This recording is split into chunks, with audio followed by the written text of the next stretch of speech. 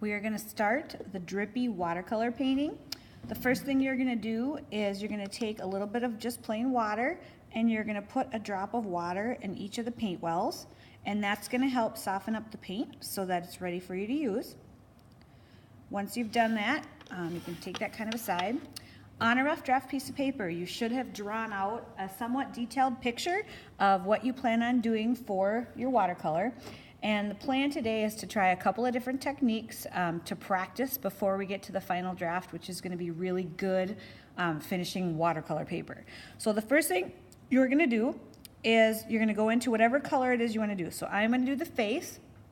When you do the painting, you do not have to color in realistic colors. They can be completely different if you want them to be. So I'm going to start with something called a wash, which means I'm going to use the paint and have it really light. Now, if you want to have your paint lighter, you just need to add water.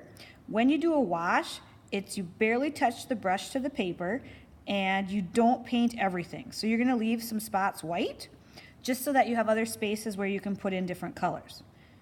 Now this technique, the wash, is considered wet on dry, which means the paper is dry and then the water is wet. When I finish up here, what I can do is each section of the face or the part of your picture that you're painting needs to dry before you add on the next layer. Otherwise, it'll start to kind of smear together and it'll look kind of funny.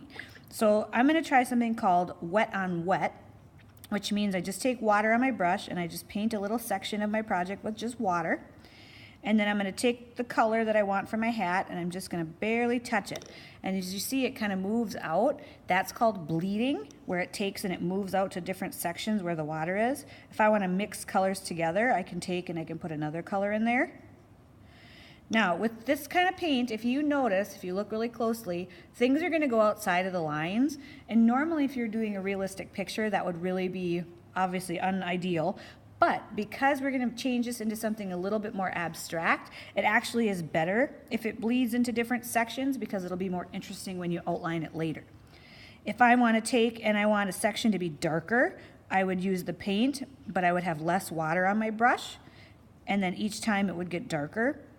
Now the idea is you want to show value with your paint, and that means more than just one shade. So I don't want just blue, maybe I want some green in there. And when you paint it too, you want it to be not perfect. You want to have chunks of different colors in there because where the chunks of colors are, that's where you're going to be outlining, and it's going to make it a lot easier for you to be able to figure out what to outline and what not to. Now, let's say the face was completely dry. So this section over here is pretty dry. So as long as it's dry to the touch, you're going to notice too there's some spots that have what they call pooling, where the paper kind of dips down and you have like little puddles of water.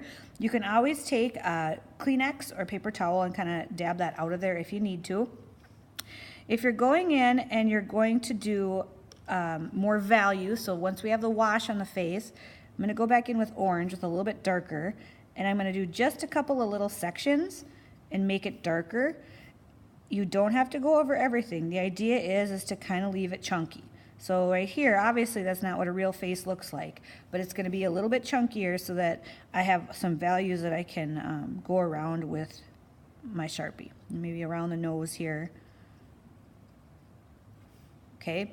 Now, because watercolor is really hard to control, whenever you have really teeny tiny spots that you need to color in, you want to make sure that you have hardly any water on it so you can take and kind of get some of the water off. So if I want to have her eye blue, I'm going to barely have any water in it, and I'm just going to lightly put it in there. Now, obviously, if the spots are really small, you're not going to be blending colors together. And then there's other parts of your picture that are just going to be outlined with the Sharpie, and so that part isn't that big of a deal. If you see though on the picture, because watercolor is one of those things that spreads, once you've been working on a picture, you never want to pick it up and hold it up and down because then all of a sudden things start to really go all over the place. So let's say we have the whole finished rough draft watercolor, so everything on it is painted. Then what you're going to do is I have another one that I had finished, and what you're going to do once this is done is you're going to add in drips. And you want to make sure that this is completely dry before you add in the drips, otherwise everything kind of mixes together. So I'm going to say if I want to add a drip here, so in the blue hat, what I'm going to do is take a lot of water and I'm going to put blue. So it's going to be kind of dark, make kind of a chunk, and then I'm going to add just a little dab of water to it. And then what I'm going to do is I hit it on a table, and it'll start to do the drip. Now, you can control the drip. If I only want the drip to go that far, I could stop and use Kleenex and stop it. If I wanted it to go farther, I can use my paintbrush and kind of make it drip farther. Maybe this one I want to come down a little bit farther than that, so I can kind of drip here. Maybe I want another color in with that drip, so I could do green. And the key to get the drip is the water. So we'll do it so that the water is on there. Now sometimes they don't drip like you expect them to, so like I said, you can add more water. Now, if the other parts of your picture are dry, you're not going to get that weird color mixing, because a lot of times if you mix colors together in watercolor, you're going to get brown. And so if the one color is already dry, you'll still see blue through there, and then here you'll see green. So the idea is to add drips throughout your picture to add interest. So if I want to add a purple drip, like here, I do the basic color, I'm going to add water, and then it drips. Now a lot of times people freak out because if the drip goes over something else, they think, okay, well, how is that going to look good in the end? Everything is outlined, so you're going to be able to see all the details even if paint goes over top of it. And so that's the part that makes it interesting.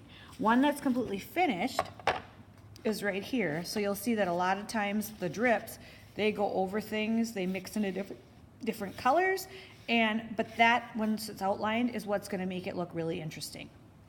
So make sure that you draw out a detailed rough draft.